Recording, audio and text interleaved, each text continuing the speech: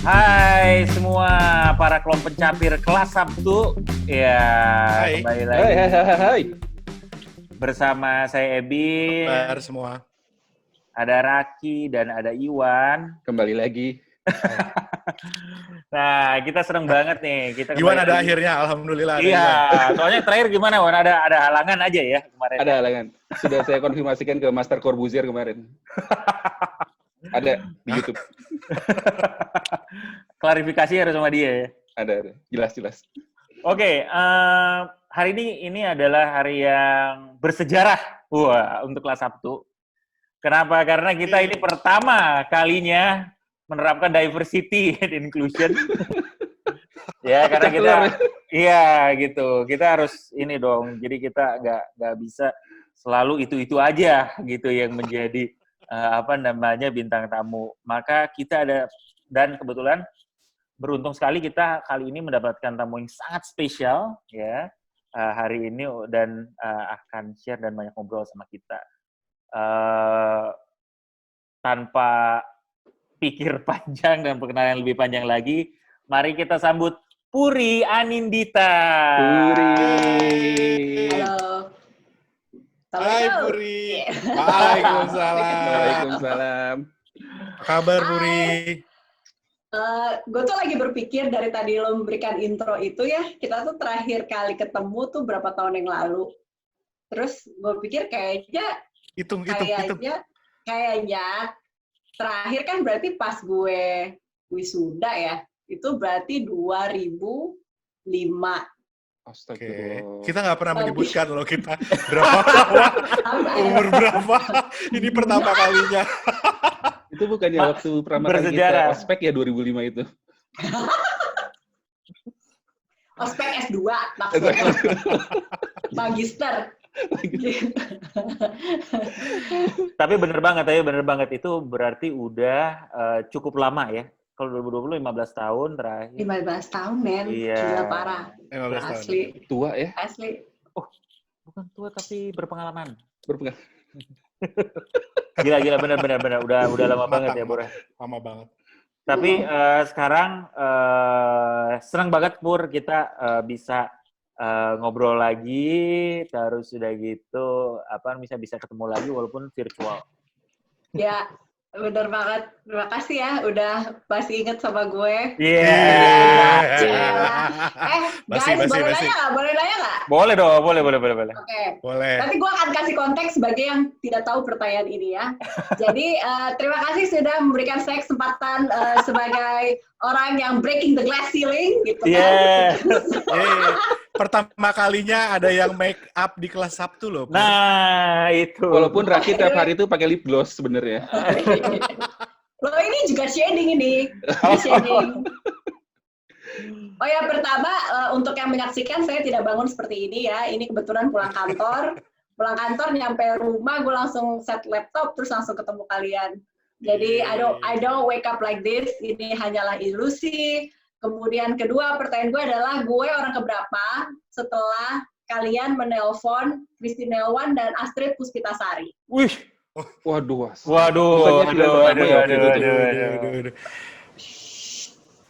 Gitu. kita lagi ngitung. Puri, nanti kita ketahuan kalau kita banyak ditolakin sama orang kalau nanya kayak gitu. Ya, FYI, untuk yang belum tahu, dua orang yang saya bilang tadi adalah ibaratnya kembang kampusnya yang... Jadi seperti biasa, reputasi saya itu adalah teman yang dikecengin, gitu. Jadi kayak yang tadi saya sebut adalah yang dikecengin sekampus. Jadi apa? Ya. Juara harapan gitu ya? Saya bahkan tidak mau ada di kolamnya ya. Kalau ikan-ikannya kalian. Enggak. Tapi emang bener banget, Pur. Gue udah sempet kontak-kontakan sama Acit. Tapi memang cita-cita kita sebenarnya, ini mudah-mudahan Acit sama Kristi juga nonton ya. Cita-cita gue sih sebenarnya adalah ada Puri, ada Acit, sama ada Kristi bertiga. Bukan apa-apa, karena lo bertiga itu yang menurut kita sukses di komunikasi. Jadi lo bertiga tuh bidangnya sama kan, semuanya adalah communication. Benar. Dan menurut gue sih enak banget kalau kita kapan ya, mudah-mudahan mereka berdua mau suatu hari nanti kita bahas communication bertiga, pengalamannya seperti apa, karena pasti itu menarik banget. Menyatukan tiga gila Sri sih. Kandi ya. Yoi, Oh my tiga Sri God. Kandi. Dan kita nggak akan bisa ngomong pada saat sesi itu tentunya, karena ini 3 orang komunikasi ada di satu tempat gitu ya. Mas-masnya minggir dulu aja mas, Iya. jangan ganggu gitu. Bikin mata sakit. Iya. So, Ya. jadi makanya kita senang banget nih sekarang Puri bisa ada di sini. Thank you. Salah satu yang menjadi kita jadi pengen tahu itu adalah because Puri itu choose a career yang cukup jauh dari kegiatan belajar mengajar yang pernah kita lakukan bersama lah di kampus yang sama Kegiatan itu. belajar mengajar. Kayak ya. Itu agak jauh gitu ya ke sana gitu ya. Dan Puri melakukannya kayaknya dari early years of your career, I guess, right? Ya benar. Ya, Kalau dilihat relasinya dengan disiplin ilmu gitu kan. Yes, maksudnya. betul. Ya. Relasinya dengan disiplin ilmu kayaknya itu mulai dari early years of career. Walaupun gue sih ya waktu kuliah sempat ini sih dengar. Jadi lu juga dari waktu kuliah sempat kayak internship atau kayak magang gitu di beberapa tempat juga setahu gue ya. Yang sebenarnya nggak ada hubungannya sama ilmu ekonomi manajemen. Ya. Gitu. So boleh cerita nggak sebagai awal lu career aspiration-nya kenapa, atau memang boleh ceritain nggak career aspiration-nya kenapa ke sana gitu-gitu? Sekarang di mana? Sudah pasti. Sama siapa? Sama siapa? Sama siapa? Okay. Wow, such a loaded question. Oke, gue akan mencoba menjelaskan ini secara singkat. Ya, kalau dimulai dari kayak SMA, kemudian lo memilih jurusan, sepertinya gue mewakili cerita orang banyak generasi kita, bahwa selalu ada, gue nggak tahu ya apakah generasi sekarang juga mengalami hal yang sama, selalu ada ekspektasi orang tua sebagai yang membayari biaya kuliah kan, gitu. Jadi tindakan pemberontakan yang saya lakukan waktu itu adalah tidak memilih IPA hanya karena ingin mendobrak stigma gitu. Kayaknya jadi lu waktu SMA IPS? IPS dengan sengaja. Jadi kayak itu cara saya memberontak sistem, CL. Gitu, kurang lebih. Jadi hanya untuk membuktikan bahwa ya dulu kan stigmanya gitu ya, kalau lo nggak IPA kayaknya lo agak kurang pinter sesendok gitu. Nah, jadi waktu itu ketika aku lewat hanya karena mau menunjukkan aja, terus aku dengan sengaja memilih IPS, kemudian orang tua saya kemudian resah, terus kamu mau jadi apa? Waktu itu sih belum kepikiran mau jadi apa, tapi memang dalam pilihan, kayak kalau lihat pilihan-pilihan jurusan mau daftar, waktu itu namanya masih UMPTN. Oh, aku nggak pernah dengar itu. Kamu taunya SBMPTN ya? SBMPTN, SNMPTN, saya tahu. SNMPTN sama tes ini ya, apa sih, tes mandiri? Tes mandiri, ya gitu. Simak ya, UI, gitu. Jadi gua tahu. Ya, kalau aku kayaknya berbeda memang ya, memang. Jadi waktu itu pilihan yang menarik adalah komunikasi, karena sebagai pecinta media saat itu, yaitu radio, kayaknya ilmu yang paling relevan itu. Tapi kemudian orang tua kayak, apa kamu jadi apa, kayak gitu-gitulah. Terus atau ada respon kayak gini, ibu saya pernah bilang kayaknya karena kamu udah punya itu di dalam diri kamu nggak mau belajar yang lain. Itu cara halusnya lah. Terus akhirnya aku memilih sesuatu yang dekat, tapi ada perpotongannya, yaitu marketing di bawah manajemen, di bawah FE waktu itu. Terus melamarlah ke UI, kemudian UNPAD. Dapatlah UNPAD, yang Anda tahu ketika saya mengumumkan pada orang tua, gimana kalau masuk Depok? Enggak UNPAD. Oh, gitu. Oh, ya. Ada rasa bangga dari orang tuanya, nggak cuma doang. Oh. Apa? Oh, oke, gitu. No? Ya, luar biasa gitu. Ya, luar biasa. Iya. Ya, tapi waktu itu sih maksudnya gue selalu mensyukuri, karena gue rasa itu kayaknya titik gue menavigasi hidupku sendiri gitu. Jadi kalau ada orang nanya, senengan mana SMA sama kuliah? Gue akan jawab kuliah. Kenapa? Karena lo akan dilihat sebagai individu. Setuju. Ya. Sorry, maksudnya Kalau sebagai individu tuh gimana sih? Individu tuh Maksudnya? kayak kalau SMA secara general, gue nggak bilang semua, tapi SMA itu kan erat dengan geng-gengan. Lu tuh kayak lu dipandang dengan lu bermain sama siapa, kayak gitu. Iya. Sementara kalau kuliah adalah ya lu sendiri aja. Lu bisa ngapain aja kalau lu jatuh dan bangun itu karena lu sendiri, menurut gue. Iya, Platformnya tuh gitu, kayak playing field-nya tuh gitu, setidaknya. Enggak, Pur, kita sebenarnya masih ya. sama-sama aja, geng-gengan. Emang sih lo sendirian aja waktu itu ya? Iya sih, gue juga kayaknya setelah gue pikir-pikir, siapa yang bilang Gujer, by the way, hai Gujer. Akuntansi, jadi tadinya gue pikir itu adalah sebuah pujian, tapi ternyata wait a minute, itu kayaknya bukan pujian deh. Jadi dia bilang, Pur, kok lo bisa sih kemana-mana sendiri gitu? Nice juga ya. Terus juga kayak, pertama gue pikir itu pujian, terus lama-lama kayak, oh mungkin gue agak weirdo ya, gitu. Gue nggak tahu sih pemikirannya Gujer. Gue juga nggak tahu. Tapi gue berasumsi. Iya. Nah, tapi ya udah, gue menavigasi kuliah, ya udah marketing is not that bad. Maksudnya pengalaman gue dengan manajemen sih happy-happy aja ya, karena ya kecuali akuntansi biaya yang gue dapet C dan gue udah happy dan gue nggak mau ngulang ya. Selain itu sih gue happy-happy aja, tapi gue selalu tahu gue nggak akan menjadikan ekonomi sebagai pilihan karir. Gue waktu itu nggak tahu mau apa, tapi gue tahu gue nggak akan menjadi ibaratnya akuntan, gue nggak akan jadi auditor.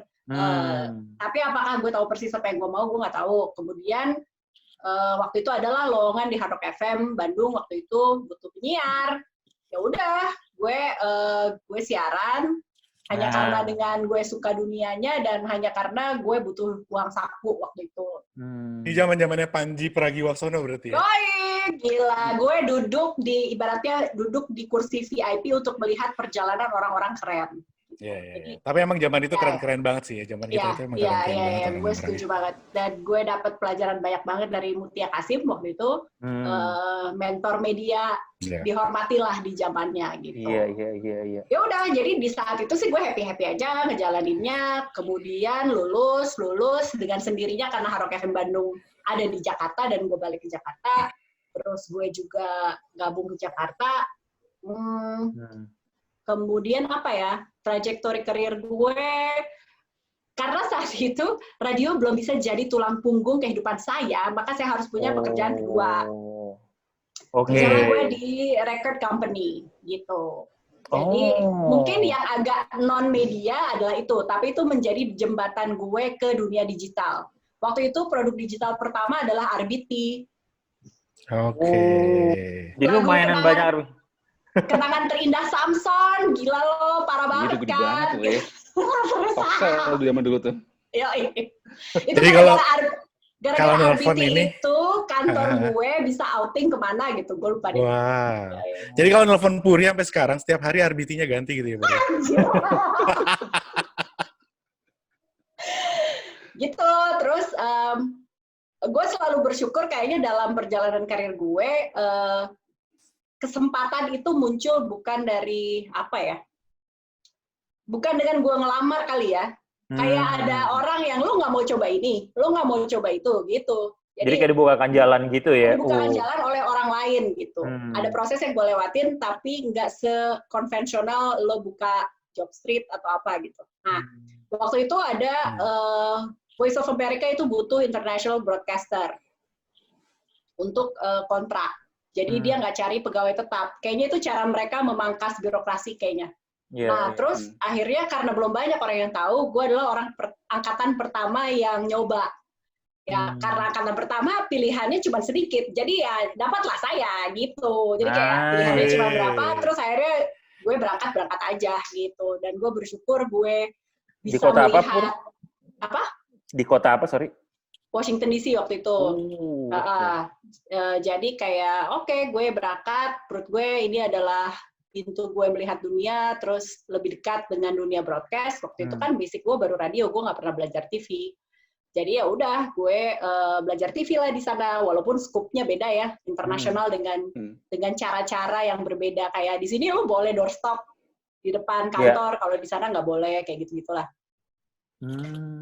Terus beruntung gue waktu itu meliput inaugurasinya Obama waktu itu 2008. Ya, gue datang Seru di banget saat kan Amerika itu. Serikat sedang seru Sedang dan tidak bagus seperti ya. sekarang. Kayak gue nggak ngerti lagi kalau gue harus ada di depan di depan White House, Mr. President, gitu. Terus kayak, where are you from? China, gitu. Why don't you ask China? Gitu.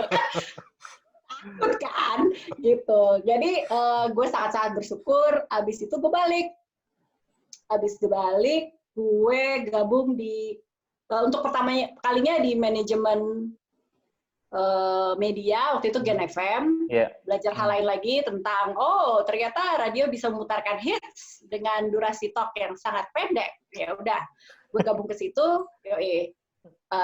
that's another story. Habis itu gue merasa waktu itu kayaknya waktunya gue branch out ke perusahaan yang skalanya lebih besar secara industri gitu. Tapi juga gue sadar bahwa karir gue gak beda kan sama kalian gitu yang ekonomi itu kayaknya lu bisa multi industri deh, industri yang berbeda-beda tuh lu gampang gitu. Sekarang gue kayak gue kemana ya habis itu, terus ternyata ya lagi-lagi karena rekomendasi temen lu gak mau nyoba, total lagi butuh ini nih orang corporate communication. Oh wow, really gitu. Terus gue coba dengan sistem kontrak waktu itu. Tapi di saat itu juga gue menyadari kayaknya gue bukan gue bukan company woman gitu. Maksudnya gimana tuh? Gue ternyata pelajaran dari situ, gue bukan orang yang mau membentuk karir di sebuah perusahaan terlalu lama.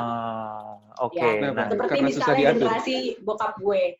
Ya, karena menurut gue investasi waktu lu terlalu lama untuk berada di saat itu ya. Mungkin saat ini piramida struktur organisasi itu kan bisa jadi lebih pendek karena karena ada startup segala macam gitu. Tapi kalau waktu itu tuh kayak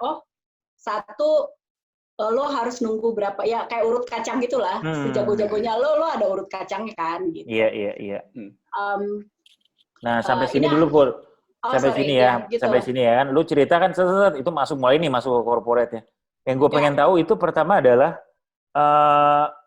kan pastinya kayaknya nih ya, opportunity yang di-offer ke lu juga kan bukan cuman ini aja mungkin, right? Ya. Right? Jadi misalnya VOA ada, terus udah gitu, di radio di Jakarta, Kian ya, right? Ya. Nah, terus udah gitu, masuk nih ke corporate.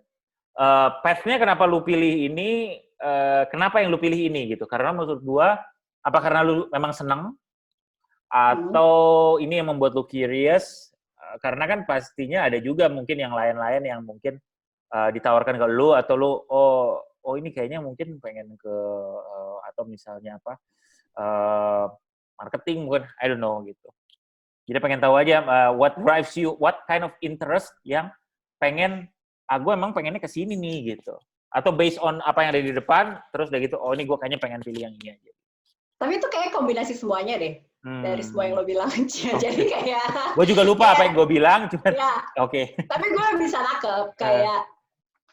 Kan kalau lo mau bekerja sama siapapun gitu kan, lo harus tahu apa yang lo tawarkan. Berarti kan harus ada track record gitu. Gue nggak bisa serta-merta melamar pekerjaan yang gue nggak punya kapasitas atau nol banget gitu.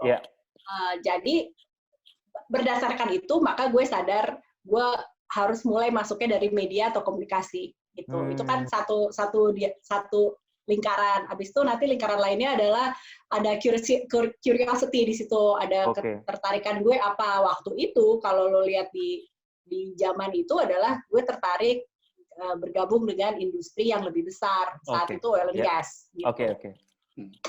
Tapi untuk menjawab lo itu adalah perpotongan semuanya, perpotongan curiosity, perpotongan apa yang gue bisa tawarkan ke perusahaan saat itu, dan bisa menghidupi gue. Iya. Udah. Gitu. Dan lu dapat di situ bahwa gue ternyata nggak terlalu seneng ya untuk. Ya, jadi pelajarannya adalah apakah lo pengen berkarir secara jangka panjang di sebuah perusahaan yang seperti ini? Jawabannya tidak ternyata. Oke. Yang penting udah pernah dicoba ya, Pur ya? I know where you're Kalau nggak going. dicoba itu kayaknya. Kita nggak usah bahas ini sekarang, tapi mungkin kita akan ada part 2, part 3 dan part 4. Oke. Iya, santai. Tapi secara umum ternyata gue paham bahwa ternyata gue tuh pecinta gig ekonomi. Oh. Pasti Bapak Ebin sangat paham dengan ini yang sudah ada di podcastnya dia juga, sudah saya dengarkan, bisa Anda lihat di sini. Ya, udah itu aja. Makasih. Tapi keren ya adalah ya. Maksud gue, lu live that gig economy since before it was hits, right? Ya nggak? Lu merasa? Tapi saat itu ya belum ada labelnya. Saat itu tidak ada labelnya, saudara-saudara. Terus udah gitu saya akan dilihat sebagai kamu tuh maunya jadi apa? Apakah kamu tidak memilih satu hal yang kamu bisa gitu? Kamu tidak pikir dana pensiun itu datang dari mana gitu? Oke. So ini Puri ini visionary sebenarnya. Ya, terpaksa. Oh, terpaksa. Oke. Nice. Oke, terus abis itu, jadi kan lu merasa kurang pas nih. Abis itu kemana lagi, Bu? Habis dari situ, kehidupan membawaku menikah. Kemudian dengan menikah, saya tahu peran menyeimbangkan peran istri, ibu, dan pekerja itu rasanya bebannya menjadi 3 kali lipat lebih daripada laki-laki secara pekerjaan. Gitu. Jadi gue rasa mungkin itu juga yang membuat gue berpikir sebagai company man mungkin Anda bisa menjawab lebih lanjut, tapi itu juga yang akhirnya gue bersyukur akhirnya gue menjadi orang yang nge-gig gitu ketimbang berkarir di satu tempat karena keleluasaan untuk memilih itu sangat kecil di sebuah perusahaan. Iya.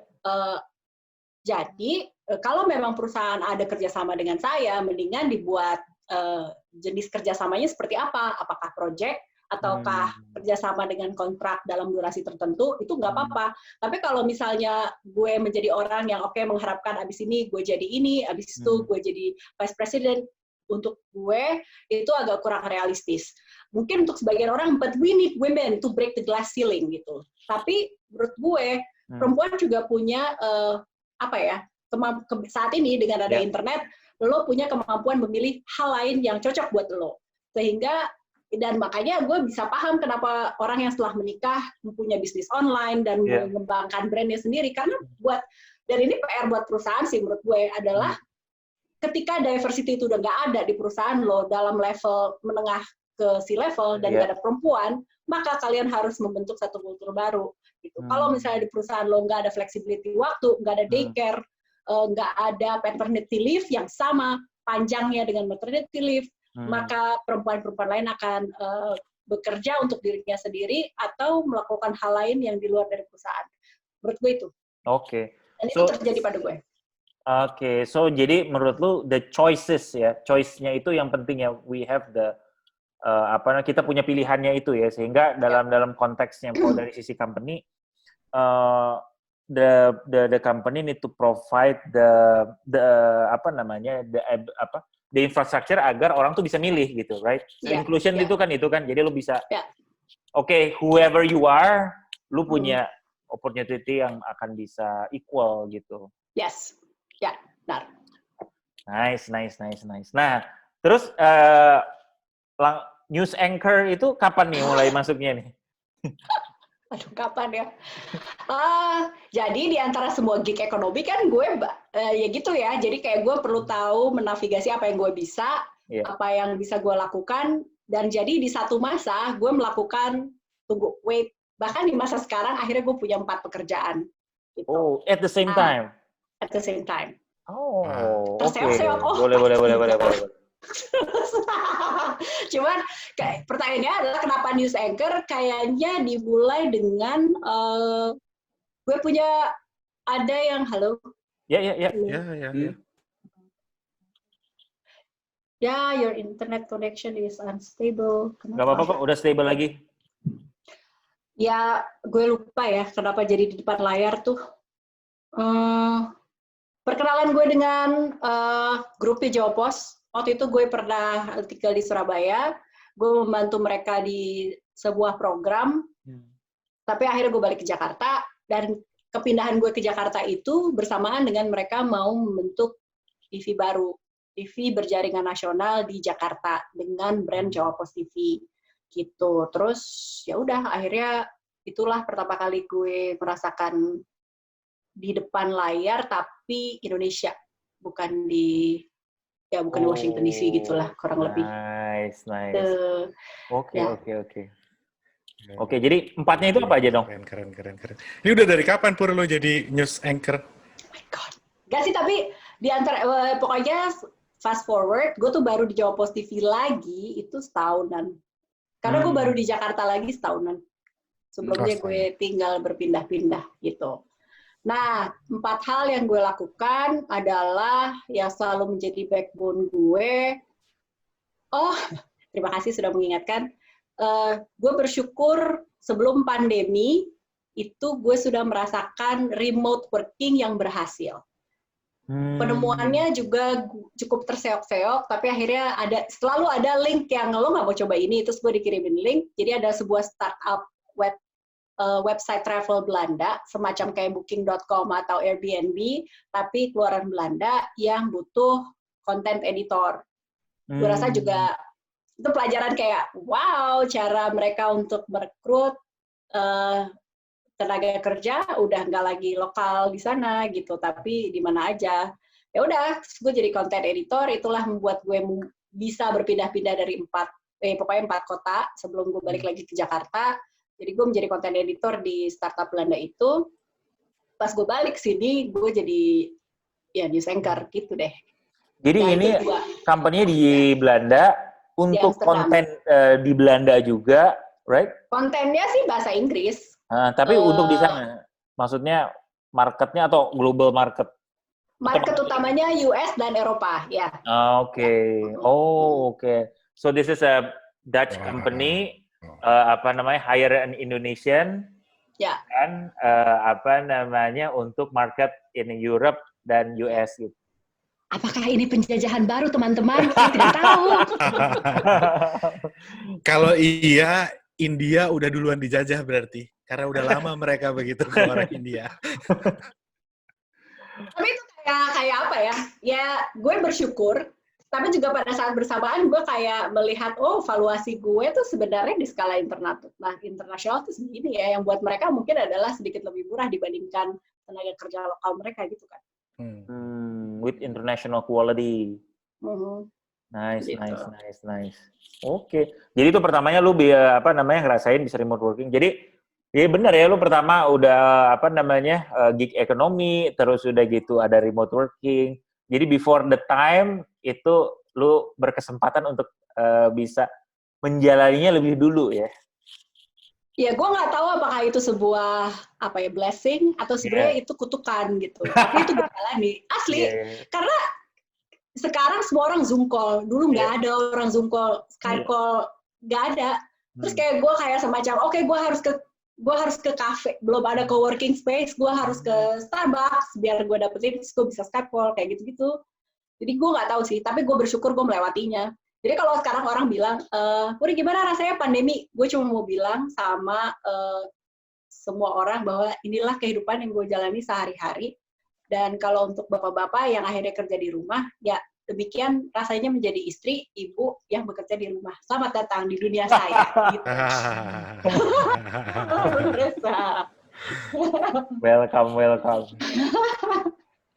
Tapi gue jadi penasaran ya. Yang gue bingung adalah, apakah gig ekonomi itu buat setiap orang nggak sih? Maksudnya kayak gini, ini bapak-bapak ini bertiga ini semuanya, kecuali Ebin kali ya, semuanya mungkin tipenya konvensional lah, punya pekerja tetap, stay di company mungkin cukup lama gitu ya, dengan beberapa alasan, mungkin kestabilan, kemudian mungkin steady income segala macam gitu ya. Soalnya ada ekspektasi buat cowok gitu ya, buat para suami adalah ya bisa menghidupi keluarganya kan gitu. Nah sedangkan kalau untuk para istri adalah syukur-syukur bisa menambah penghasilan gitu ya, tapi kalaupun enggak pun ya nggak apa-apa gitu. Nah ini bisa berlaku buat suami dan istri nggak sih gig ekonomi kalau menurut lo? Iya, ya. Pertama, gue tidak dalam posisi untuk memberitahukan kehidupan lo akan seperti apa. Dan itu adalah refleksi dan keputusan masing-masing atau mungkin pasangan untuk menjalani hidupnya gitu. Buat gue pribadi, gue selalu bilang dalam gue berumah tangga adalah gue nggak pernah minta dinafkahi. Karena yang gue butuh adalah rekan hidup. Gue tidak keberatan kalau dinafkahi oleh istri sebenarnya. Kan emansipasi. Jadi ini sesi curhatnya Iwan, jangan-jangan nih. Oh, bukan. Kan equal. Sebentar lagi ada sendal melayang di belakangnya Iwan. Nah, tapi gue paham banget. Gue Iya. paham banget. Karena itu tuh nggak bisa, setiap orang tuh punya mindset atau cara pandang hidup gitu. Kadang ketika gue cerita kayak gini, gue juga kayak, berarti lo nggak dinafkahin dong? Wait a minute. Terus gitu, seperti kayak Gujar ngomong, itu tuh pujian apa itu teh sebenarnya apa ya, kayak oh kasihan banget sih lo gitu. Tapi gini, gue akan cerita dari perjalanan gue. Kemudian jadi berarti kan itu adalah kesepakatan, apalagi kalau lo menikah gitu. Nah kalau misalnya istri lo bilang, Mas terserah kamu mau apa, tapi kasih gue duit gitu. Nah berarti kan sebenarnya yang penting duitnya. Berarti kalau lo mau menjalankan gig ekonomi, ya lo pastikan si uang standar lo itu kan terpenuhi ya, gitu. Apakah itu dengan artinya lo menjalani 3, 4, 5 pekerjaan sekaligus misalnya, atau dan menurut gue dengan semua akses yang kita punya, pola pikir konvensional seperti dana pensiun yang harus, kenapa lo kerja di korporasi? Karena lo pengen mendapatkan pensiun yang ajak ketika lo tua, misalnya gitu. Gue rasa ini sudah tidak relevan lagi sekarang dengan ilmu-ilmu finansial yang bisa dipelajari, kayak lo mulai kayak punya reksadana, lo tabungan saham. Gue nggak tahu kalau misalnya lo anti riba, tapi misalnya kalau lo memilih untuk Adalah kerjanya di mana? Saham Anda tidak boleh itu riba, ya nggak apa-apa. Maksud gue berarti tugas lo adalah mengumpulkan uang tunai sebanyak-banyaknya gitu. Tapi gini, kan lo memilih bekerja, itu kan harapannya adalah inline dengan tujuan hidup lo. Tujuan hidup lo apa? Kalau misalnya istri bertanggung jawab pada istri dan anak, selamat. Dengan menjadi pekerja dan karyawan, Anda juga sudah melunasi tugas itu, jadi selamat gitu. Itu tuh bukan sebuah kekurangan. Terus kemudian gue mau ngomong apa ya? Tapi kalau tema gue, apa tujuan hidup gue? Karena buat gue lebih takut hidup kosong ketimbang mati. Jadi gue mendingan menghidupkan hidup gitu. Itu tuh gue gitu. Gue nggak pengen menyesal. Ya. Lu takut mati nggak? Ya takut sih, tapi kayaknya gue lebih takut gak hidup deh gitu. Gak hidup tuh kayak gimana, Pur?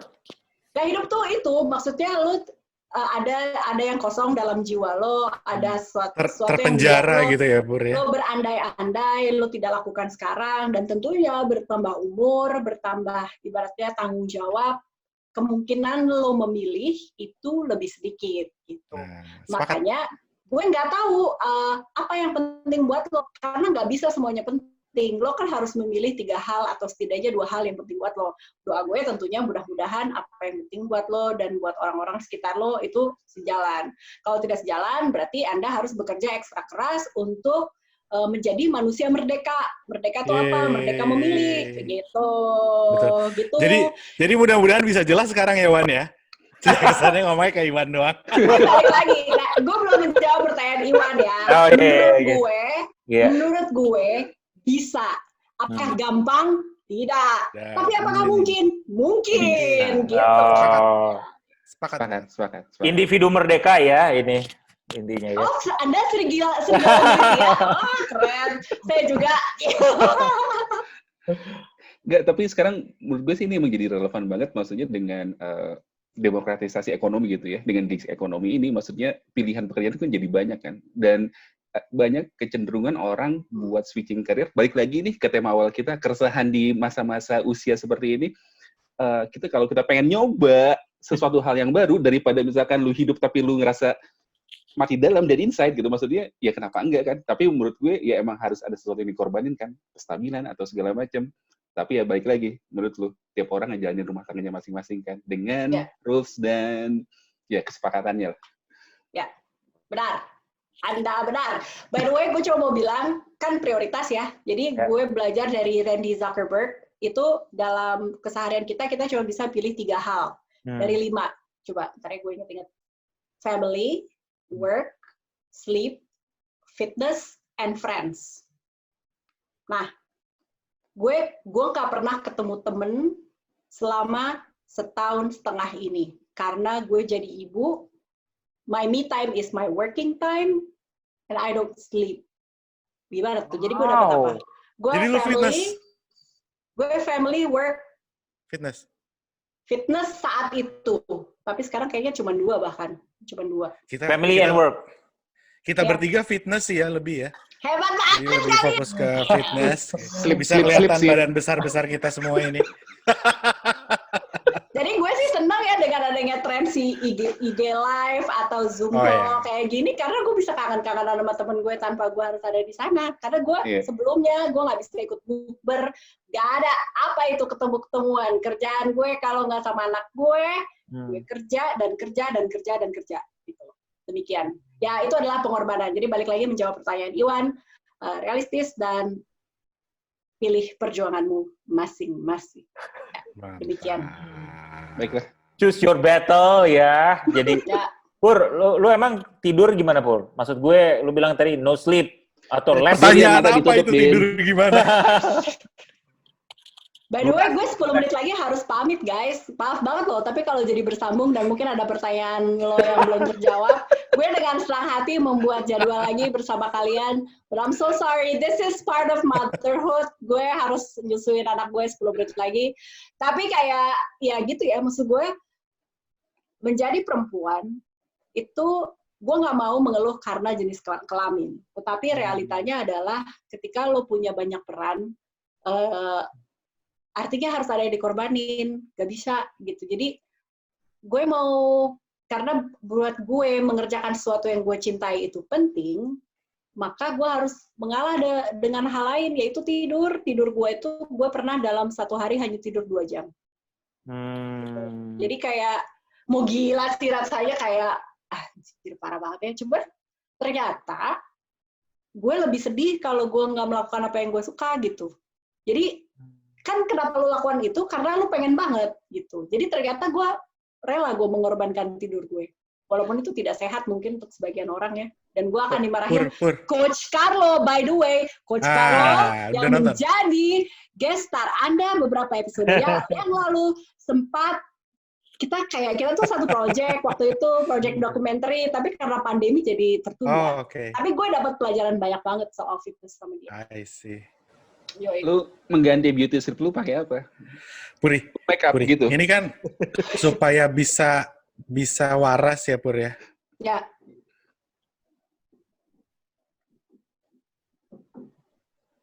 Ya, silakan Ki. Sorry. Unstable internet connection gue. Udah mulai kedengaran belum? Tadi nahan apaan? Ngedennya. Oke, langsung aja Ki. Pur, kan berat banget ya Pur ya, maksudnya ngedengar, ya banyak banget gue dengar cerita orang coba ngatur waktu yang kayak tadi Puri ceritain gitu, jadi banyak orang sekarang yang punya aktivitas banyak gitu. Nah, apa yang membuat lo tetap bisa waras Pur? Maksud gue, apa sih yang di kepala lo menjalani sesuatu yang kan nggak selamanya menyenangkan kan? Mungkin kayak sekarang gue melihat lo happy sekali ketemu kita, alhamdulillah kita bisa membuat Puri happy hari ini.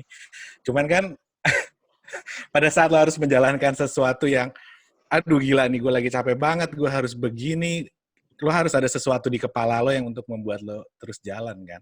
Sebenarnya apa sih yang apa namanya yang lo pikirin atau yang ngebuat lo terus ayo kita jalan gitu? Oke, ada 2 hal. Jadi, menurut gue, apapun perjuangan lo butuh self-care, lo harus, kayak lo jaga energi lo di dalam, sama 2, lo punya tujuan yang lebih besar daripada lo. Gitu. Gue nggak tahu itu apa. Mungkin bagi sebagian orang adalah ibadah pada Allah Subhanahu Wa Taala, misalnya, karena pekerjaan lo adalah perjuangan lo, misalnya. Kalau buat gue, self-care gue adalah gue berdiam diri, gak ngapa-ngapain, tidak handphone, tidak menyala. Buat sebagian orang, itu bilangnya meditasi. Sebagian orang akan sangat sensitif mendengar kata meditasi, jadi gue akan menggunakan kata, gue berdiam diri untuk gue, Dan gue tahu itu waktu buat gue, gitu. Gue butuh berdiam diri dan bernafas selama 20 menit setidaknya. Itu self-care gue. Karena gue tahu gue nggak mungkin fitness ke gym, apalah nggak bisa. Nggak ada kayak gitu-gitu. Terus yang kedua, what keeps me going adalah, menurut gue, yang gue baru temukan sekarang, ternyata. Yang sesuatu yang lebih besar dari gue. Kenapa? Why you keep going? Karena gue punya anak perempuan. Karena kalau gue pengen anak perempuan gue bebas memilih dan merdeka, maka gue harus lakukan sesuatu yang tidak dari rasa takut. Wow. Ya udah itu. Wow. Ya. Ih, dalam sekali, banget sih, mulia Pur. Asik nih, Bu. Tapi itu baru sekarang. Itu baru sekarang, guys. Kemarin kayak, apa sih? Kenapa sih gue gini banget? Kenapa? Gitu. Gue rasa itu. Puri, kamu dulu nggak begitu pikirnya. Kalau kamu pakai kata Tuhan, lo bisa pakai kata semesta. Kenapa gue dikasih anak cewek? Biar karena lu jalan terus. Terus. Raki freeze. Raki ngomong apa sih tadi? Enggak. Kita lagi dengerin. Oh, ya udah gitu aja sih. Gue pikir tadi Raki mau nanya sesuatu, enggak? Jadi anti klimaks gitu ya, guys. Maaf ya, guys. Sorry, internet. Hari ini internet kayaknya lagi kurang terlalu baik. Tapi nggak apa-apa. Dan itu, Puri, sedikit nanggepin. That's why gue punya 2 anak perempuan, Puri. Berarti ini buat istri gue mungkin, wah tuh dikasih 2, Pur, buat bisa jalan. Gini, orang tuh selalu bilang, jadi lo against ibu rumah tangga? Enggak. Gue against orang beroperasi dari rasa takut. Gitu aja. So, no, kita nggak jangan beroperasi dari rasa takut. Berarti beroperasi dengan apa? Dengan drive sendiri atau gimana tuh? Ya dalam itu kan berarti menavigasi takut ya. Dan takut itu wajar banget lagi gitu. Takut itu juga bermunculan dalam berbagai bentuk gitu, ketakutan finansial atau lo jadi perfeksionis, semua tuh harus sempurna baru lo bisa jalan gitu. Itu juga pelajaran yang gue baru dapat dalam 2 tahun ini kok. Tapi kan ketika lo sudah menerima bahwa ada sesuatu yang kosong dalam diri lo dan lo pengen perjuangkan apapun yang kosong itu, maka itu layak diperjuangkan. Kalau lo mau memperjuangkan sesuatu, maka sesuatu itu harus lebih besar dari rasa takut lo, gitu aja sih. Gimana ya? Nice. Dan ya gitu, maksudnya semua orang bisa pengen sesuatu, tapi untuk sampai nyampe, maka lo harus benar-benar pengen. Kalau misalnya lo nggak nyampe, antara lo nggak benar-benar pengen sebenarnya, atau berarti takut lo sangat-sangat besar, ya itu berarti itu harus dievaluasi lagi sih kenapa lo takut. Apakah itu lo nggak dapet support system, berarti lo harus membentuk support system lo harus punya cheerleaders dalam hidup yang terus mengingatkan lo atas perjuangan lo, misalnya gitu. Gue nggak tahu sih. Kalau buat gue, soalnya gue baru, Jadi gue sih senang ketemu kalian, kayak mengingatkan, kenapa ya gue jam segini, udah mau jam 10 masih mau, karena ya gue happy aja sih membicarakan sesuatu yang gue senang, dan ini adalah cara lain untuk bertemu teman-teman tanpa gue harus menemukan kemacetan gitu. Jadi gue sih happy-happy aja sih. Wow. Ya. Ini sebenarnya agak mirip-mirip kalau kemarin kita ngomong sama si UFO ya. Kalau lo takut gagal, mendingan gak usah dicoba gitu kan ya. Kalian diajarin apa sih di SMA kalian sebenarnya? Kalian si Puri ini berdua satu SMA ya sama UFO ya. Kalian belajar apa di SMA sebenarnya? Hal yang berbeda gitu. Ada takut, abis itu kan deal with failures. Menurut gue itu harus dipisahin satu-satu gitu. Benar. Kalau takut kan berarti lo belum mulai. Kalau gagal, lo bete, tapi lo udah mulai. Gitu. Iya. Betul sekali. Sayang banget ya, Puri udah harus buru-buru. Ya? Iya. Puri. Pertanyaan terakhir. Ya, apa? Penting banget. Waktu di VOA ketemu sama Jeremy Teti nggak? Bukan Jeremy Teti, Nova Purwati kali. Gila. Sorry. Helmi Yohanes. Oh my God. Penting banget loh ini loh. Penting banget ini pertanyaan. Mungkas yang penting. Penting loh itu. Puri, gue masih butuh satu lagi kita sesi karena menurut gue ngomongin minimalism itu menarik banget ya. Ini sedikit teaser kalau menurut gue kita akan undang Puri di beberapa waktu lagi. Karena gue cerita sedikit aja. Kalau gue tuh nonton Marie Kondo dan gue cukup amazed dan gue sangat pengen explore lebih, dan gue udah nonton di Netflix serial Minimalism. Demi bertemu lo hari ini, tapi kita nggak jadi bahas itu. Apa-apa next time. Nice. Iya. Next Oke, time oke. kita bahas. Alright. Ya, So, tahap 2. thank you sekali lagi. Makasih banyak ya Puri ya. Makasih udah diundang. Semoga Nanti, obrolan ini nggak keluar jalur ya. Semoga. Oh, karena no, gue no, merasa no. kayaknya Nggak, belum nggak. menjawab pertanyaan lo. Nggak ada yang paling keluar penting. jalur. Nggak ada yang keluar jalur karena tidak ada jalur, Puri. Liar semuanya di sini. iya. So malah gue ngerasa kayaknya banyak banget yang sebenarnya kita bisa banyak ngobrol dengan lebih deep sebenarnya ya. Jadi mungkin lu soalnya range-nya Iya. kan banyak nih. Dari Iya. ada perjuangan, ada mengenai mungkin bagaimana menjalani hidup bukan dari rasa takut, terus nanti mungkin minimalism juga belum sempat kita bahas. So actually it's been great. Ya, Thank you, Pur. nextnya nanti kita akan bahas mungkin spesifik dan lebih dalam lagi biar para kelompok pencapir dari kelas Sabtu itu bisa lebih dapat lagi nih apa nih sebenarnya gitu. Oke. Alright, Sampai bertemu di kelas Sabtu berikutnya, guys. bye. Bye, Puri, makasih Terima banyak ya, kasih. Pur. Thanks Thank you, lo Sampai keren ketemu banget, lagi. Pur. Bye. Bye. Dah.